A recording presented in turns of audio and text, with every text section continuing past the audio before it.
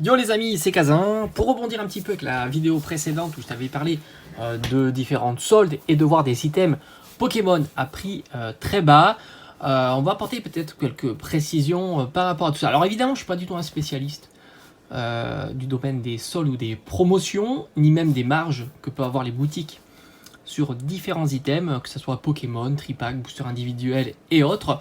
Mais je t'avoue que je vais aller me renseigner. J'ai quelques boutiques dont je connais un petit peu bien les personnes qui s'en occupent. Et je pourrais leur demander tout simplement à quel prix ils ont une display, une ETB ou tout simplement un booster et leur marge et ainsi de suite. Mais à mon avis, sachant que tu le sais, il y a la TVA sur ces items là, une display grosso modo, ça coûte 170 €. Tu enlèves les 20% de TVA et on peut observer, dis-moi si tu as fait quelques recherches sur le net, qu'une boutique de jouets aurait une marge sur ce qu'ils vendent entre 30 et 50%. Donc ça veut dire que si tu prends la marge la plus basse qui est de 30%, tu dois avoisiner les 110 € hors taxe pour une display, tout simplement.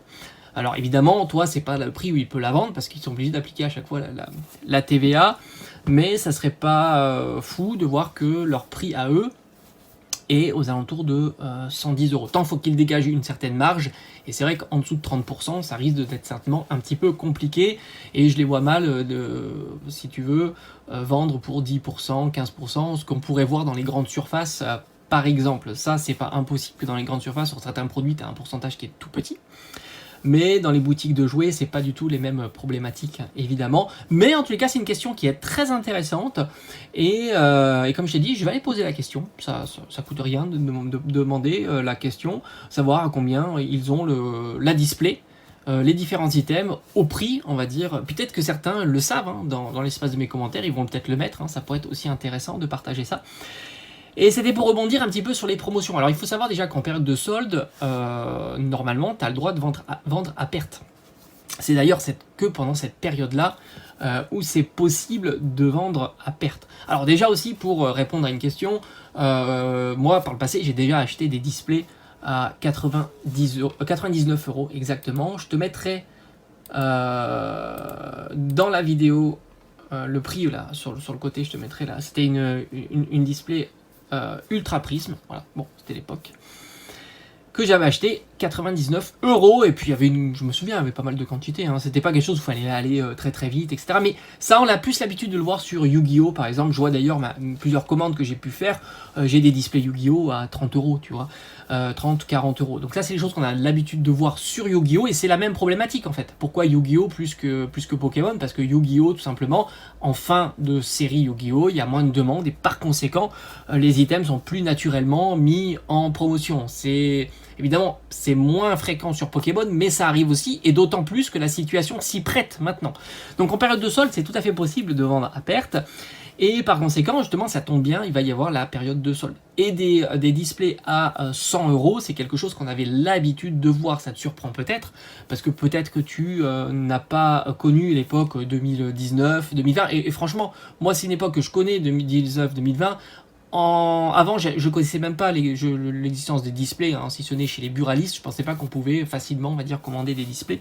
Par conséquent, je m'étais jamais trop intéressé à ce format d'item. Pour moi, Pokémon, c'était ce qu'on trouvait dans les grandes surfaces ou dans les boutiques, type coffret, booster individuel, tripack. Voilà, je m'étais pas trop cassé la tête à cette époque-là. Et c'est vrai que j'ai vu ça plus tard, qu'il y avait des displays par boîte de 36, voilà, tout simplement. Et c'est là où j'ai pu voir leur prix. Et je serais pas surpris de voir par le passé, d'avoir les mêmes problématiques, parce que j'ai déjà vu, moi, des boosters individuels à 2, 3 €, voire même des boosters cadeaux quand tu achètes 20 ou 30 € de cartes.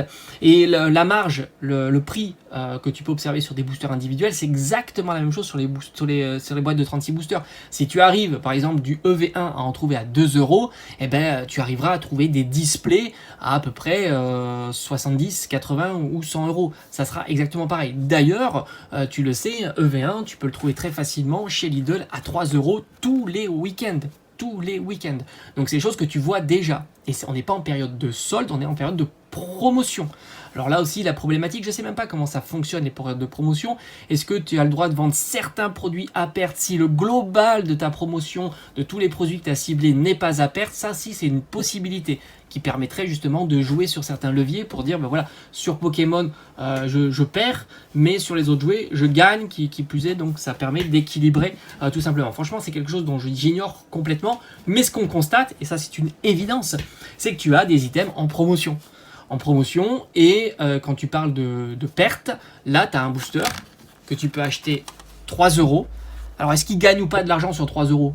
J'en sais rien, sans compter que c'est 3 euros TTC, donc il faudra enlever la TVA, etc. Et si en vendant cet item là à 3 euros, ils arrivent en plus à dégager un bénéfice, ben ça te prouverait que leur marge est plutôt conséquente sur les cartes Pokémon. Et si ça veut, la marge est conséquente sur les cartes Pokémon. On n'en sait rien. Il peut y avoir des marges à 50% sur de la vente, ça existe aussi. Il y a certains produits, tu peux faire de la vente à 50% de marge brute, je parle évidemment.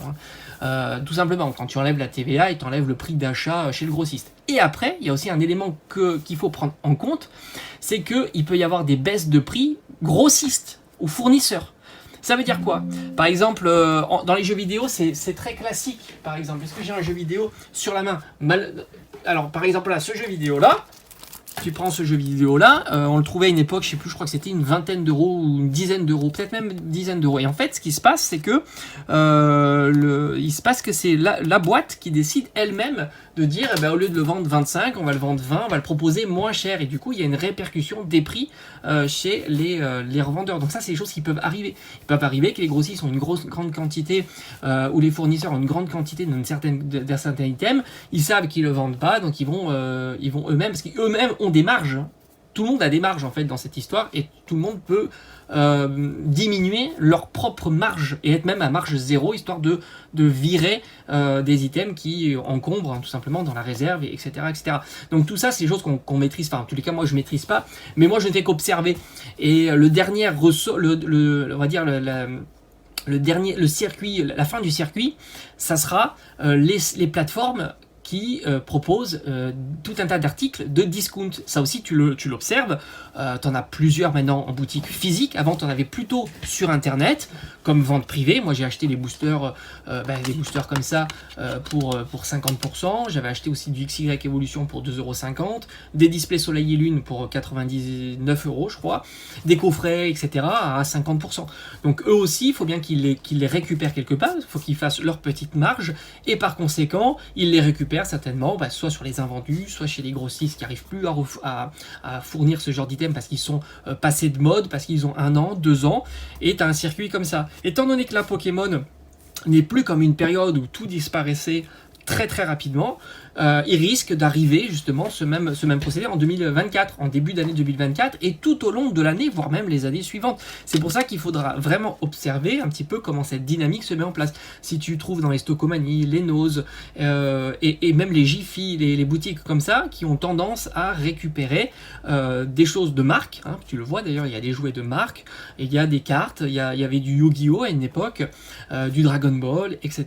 Et à des prix encore plus intéressants.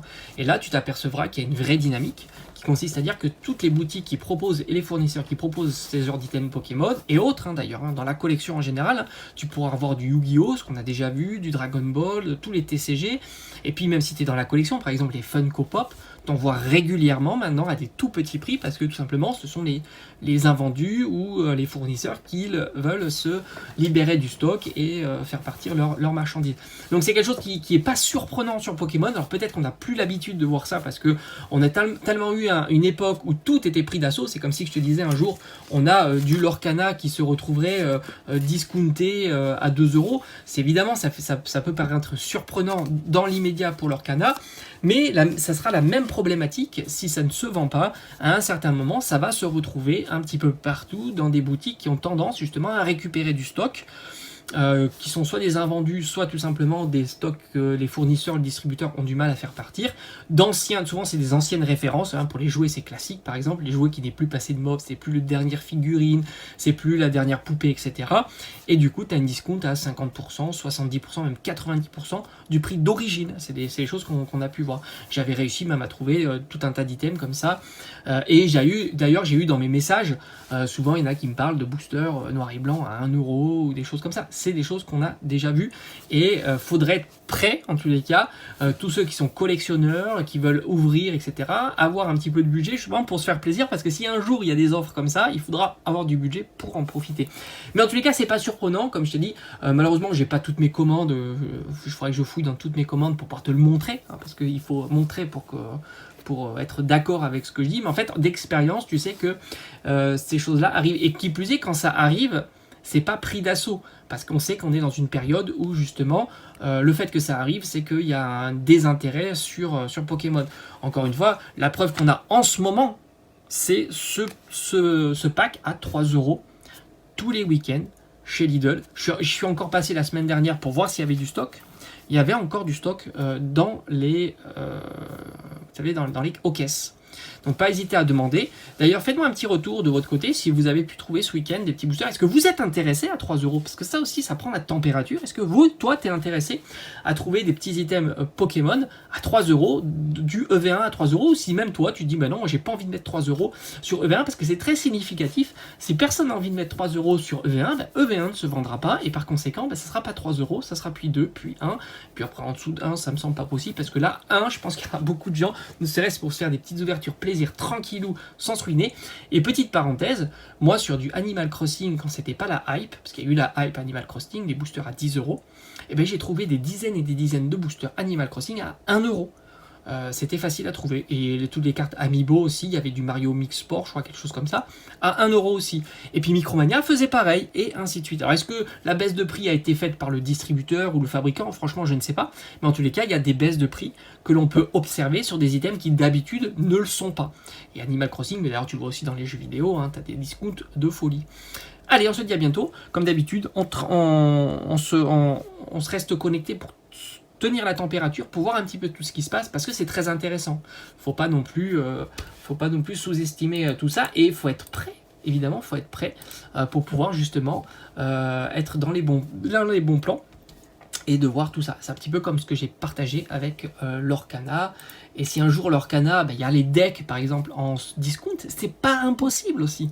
Tu pourras peut-être voir des decks à 50% ou à 30% durant janvier, puisque les decks n'ont pas l'air de se vendre, et que le chapitre 1, avec tous les multiples reprints qui peut y arriver, plus le fait que l'achat-revente ça ne fonctionne plus, puis la conjoncture économique, enfin tout un tas de paramètres, fait que on pourra, pourquoi pas, trouver quelques decks à 50%, 30%, et qui deviendra assez intéressant pour ceux qui veulent découvrir par exemple un nouveau TCG. Allez, je te dis à bientôt, ciao ciao.